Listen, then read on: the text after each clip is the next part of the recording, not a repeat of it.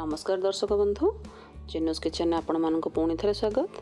आज मो छुई आलू बड़ी बैगण बेसर दे तरकारी बनई रेसिपीटी को मु बहुत सहजरे बनई भिडटी को शेष पर्यंत देखंतु।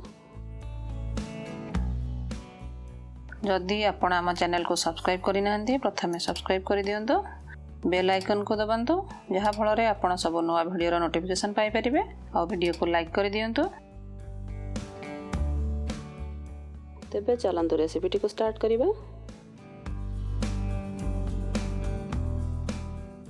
एही रेसिपी पई मु एठी 4टा सजना छुई को काटिके नेछि, 2टा आलू को काटिके नेछि, गोटे बैगण को काटिके नेछि, 5-6टी बड़ी को भाजी के नेछि, आ गोटे मीडियम साइज रो टमाटो को काटिके नेछि। प्रथमे गैस ऑन करी पैन ने गोटे ग्लास रो कम पानी दे गरम करूछि आउ एथिरे गोटे छोट चम्मच हळदी पकाउछि।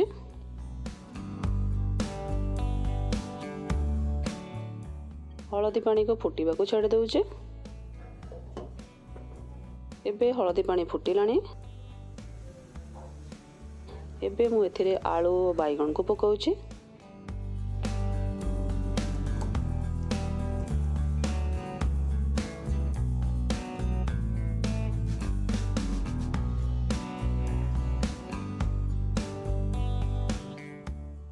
स्वाद अनुसार लुण दउछि। टिके गोळै दे सिझिबा पई घोड़ै की रखि दउछि। एहा को मु 10 मिनिट जाय सिझिबा को छाड़ी दउछि। एबे देखौछि आलू सिझिछि ना नै। आलू अधा सिझि जाइछि। एबे मु एथिरे सजना छुई को पकाउछि।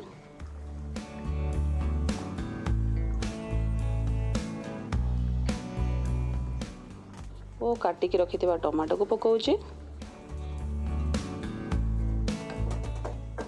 घोड़ै की सिझिबा पई छाड़ी दउछि। 10 ରୁ 15 मिनिट सिझिबा पई छाड़ी दबा। ए सब सिझिबा भितरे मु मसला बाटी देबी। मसला पई मु एठी गोटे छोटो पियाज को काटिक नेछि, 6-7 पाखुडा रसुण नेछि, गोटे सुखिला लंका नेछि, गोटे चम्मच सोरिष नेछि एवं अल्प टिके जीरा नेछि। सबको बाटिबा पई जार रे पके दउछि।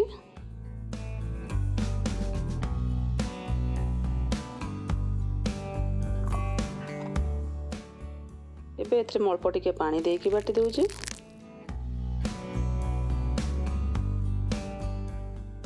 एबे मसला बाटी हे जाइछि।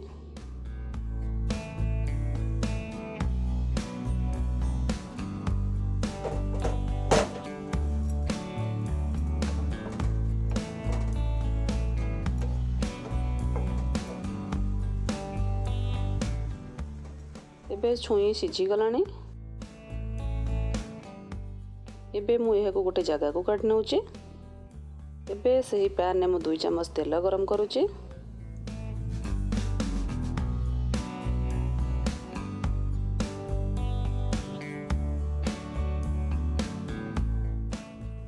तेल गरम हो गले छोट चम्मच 5 फुटण को पकाउछि।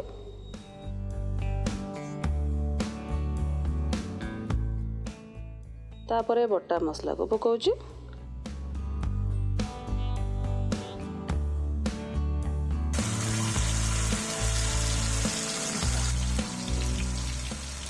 आउ अल्प टिके हळदी पकाउछि।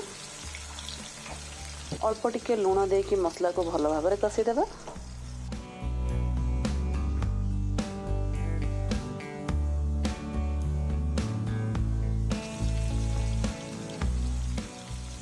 अल्प टिके पानी देकी फुटिबा पई छाड़ी दउछि।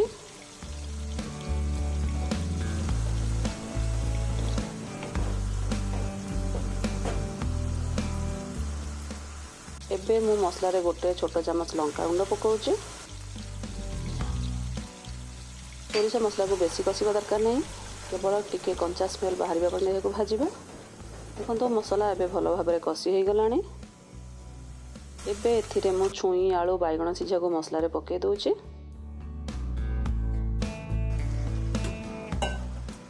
एथिरे अल्प टिके पानी देकी गोळे दउछि।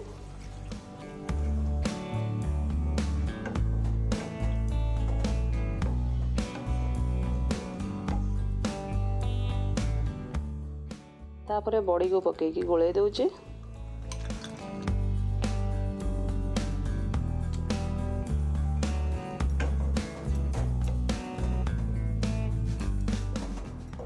सबू को घोड़े 5 मिनिट फुटवा पर्यंत छाड़ी देउचे।